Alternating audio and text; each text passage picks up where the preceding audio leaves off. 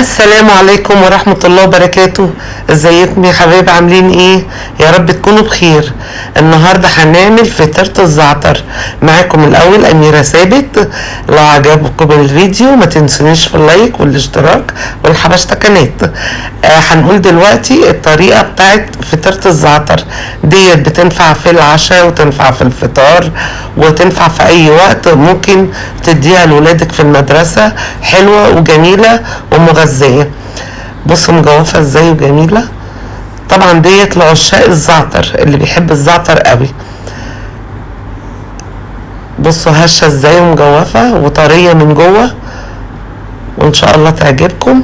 والمقادير بتاعتها سهلة جدا وبسيطة ومش مكلفة. انا عايزة احطها بقى كده ونحطها اكن ايه، ولا من شاف ولا من دري. احطها تاني بس بوريكم العجينة من جوه. تعالوا بقى معانا نشوف المقادير بتاعتها. هنحط 3 كوبايات دقيق نعاير كده. ديت الكوبايات اللي بنشرب فيها الشاي عادي. التانية، ودي 3 كوباية. هنحط معلقة خميرة كبيرة، بس انا حسيت ان المعلقة مش كاملة قوي فحطيت حبة كمان. هنحط ذرة ملح، وهنحط معلقة سكر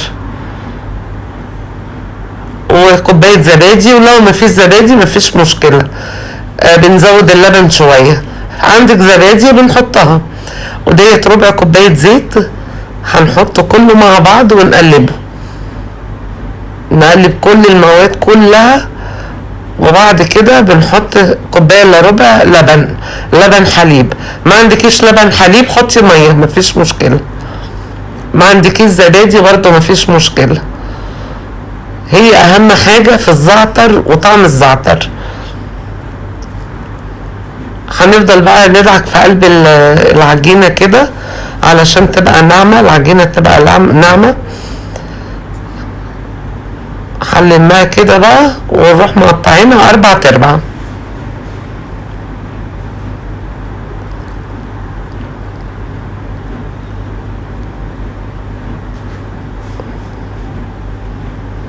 بجيب السكينة بس ما تقلقوش. هنقطعها 4 يكونوا قد بعض يعني بالويم، يعني مش شرط يبقوا قد بعض بالظبط. كلهم هيتحطوا على بعض. هنخلي بقى العجينة هنحطها طبعا في صينية ونغطيها علشان ما تعملش وش او الوش بتاعها ينشف. هنخليها تريح بتاع 10 دقايق. مش هنسيبها تخمر، لا، هنخليها تريح بس علشان نعرف نفردها. عشان لو احنا قطعناها فردناها على طول هنلاقيها بتلم، مش هينفع.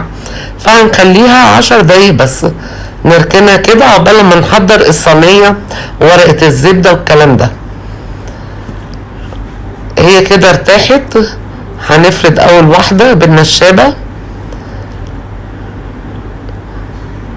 هنحطها كده في الصينية وهرجع بقى اشيلها من الصينية علشان مش هملك الا انا اقطعها.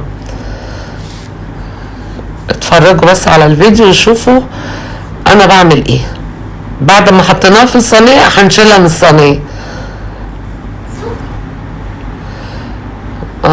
جبنا الصينية وحطيناها. هنحط بقى جبنة كريمي هنفردها على الوش. انا بفردها بالفرشة، طبعا لما نفردها بالمعلقة اسرع، بس انا في الاول فردتها بالفرشة. المهم الجبنة تتفرد بالفرشة بالمعلقة، المهم تتفرد. ونحط عليها الزعتر. اهم حاجة يكون الزعتر نوره كويس. ده الزعتر اللي هو بيبقى فيه السمسم الصغير، معرفش اسمه زعتر اسباني سوري حاجة كده يعني. يكون نوع الزعتر حلو. هنركن بقى الفطيرة الاولانية ديت ونجيب الربع التاني ونفرده. هي الفطيرة كلها بتاخد بتاع 10 دقايق بالظبط.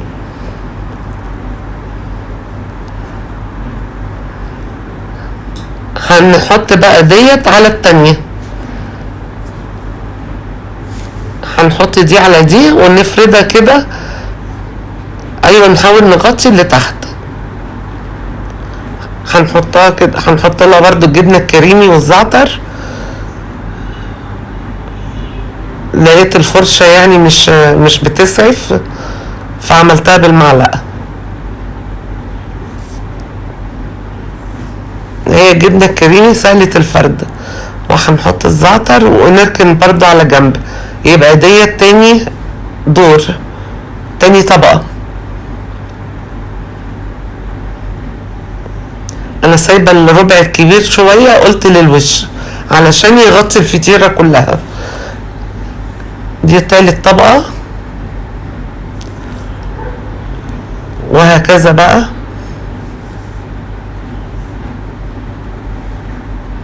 تالت طبقة من الجبنة والزعتر.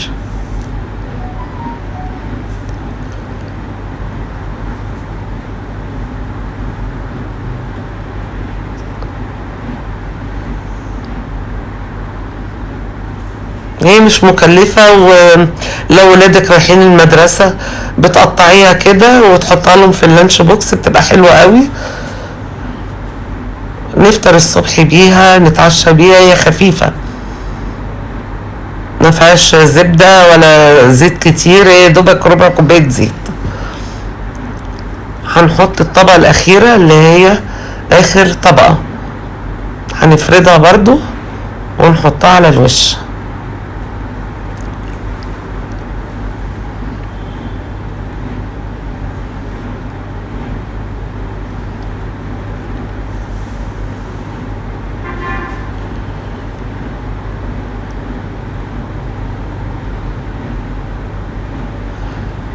طبعا ما نحطها على ورقة الزبدة بتبقى سهلة اللي انتي تلفي الفطيرة علشان تعرفي تقطعيها. في الاخر خالص بقى تروحي نقلها في صينية.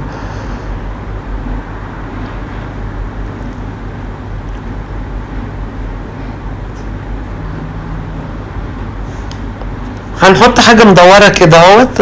لو ما عندكيش القطعة ديت ممكن تحطي كوباية، ممكن تحطي غطا بتاعت بطرمان النسكافيه الكبير، اي حاجة يعني بحيث ان انت تحددي بيها النص دوت بس. بجيب سكينة بس ما تقلقوش انا جاية. هنقطعها 4 ادي 3، دي الرابعة، في 4 كمان، يعني 4 في 4. وكل مثلث بقى هنروح ايه قاسمينه.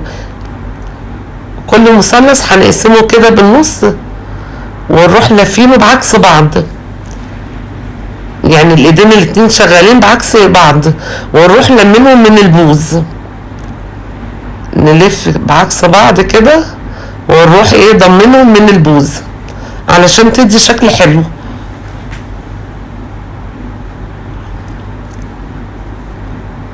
يعني ممكن برضو نعملها بالنوتيلا، اللي مش عايز الجبنة والزعتر ممكن يحط نوتيلا، تبقى حلوة جدا.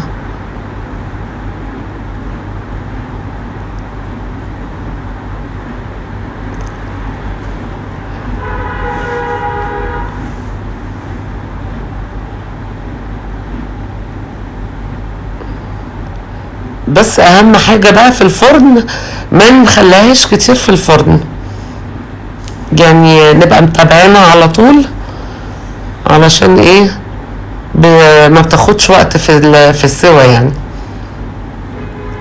بنحطها طبعا على الرف اللي في النص، وتبقى درجة الحرارة على 180 190.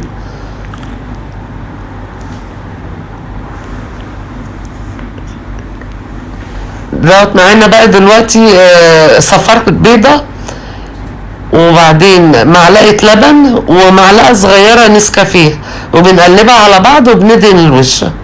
لو مش عايزة تحطي صفار بيضة بنحط شوية لبن ومعلقة نسكافيه. بس انا كان عندي بصراحة صفار البيضة من الاول في التلاجة ومغطياها، فحطيت عليها حبة لبن وحطيت عليها حبة نسكافيه. هندهنها بقى على طول الوش،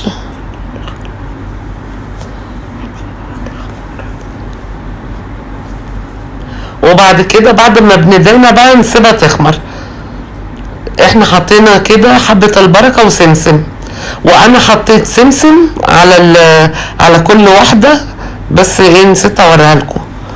يعني انا بعد ما حطيتها وبعد ما قفلت الكاميرا نسيت السمسم، فحطيت السمسم بعد كده. وبعد كده لقيتها كبيرة على الصينية، هفردها في الصاج بتاع الفرن. يعني حتى هتلاحظوا وانا مطلعاها هتبقى في الصاج بتاع الفرن، لان لما خمرت حسيت ان هي مرتفعة من الجناب. وبعدين حطيت السمسم بعد كده من الجناب في كل الوحدات. هندخلها الفرن طبعا بعد ما تخمر ونشوف هيبقى شكلها روعة. طبعا احنا كده بنغطيها علشان تخمر كده. بعد ما خمرت انا حطيتها في صاج الفرن وخبزتها، ودلوقتي الشكل النهائي بتاعها هي كده طلعت من الفرن، وهوريها لكم من جوه مستويه ومورقه وجميله. طبعا بقى يعني يا رب الفيديو يعجبكم، وما تنسونيش في اللايك والاشتراك، وانا متشكره جدا لمتابعتكم. باي باي.